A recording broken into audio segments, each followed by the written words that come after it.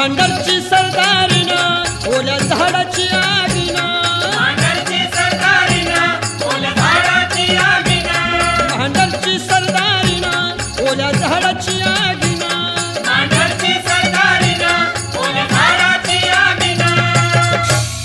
या चाफ्याच्या झाडावर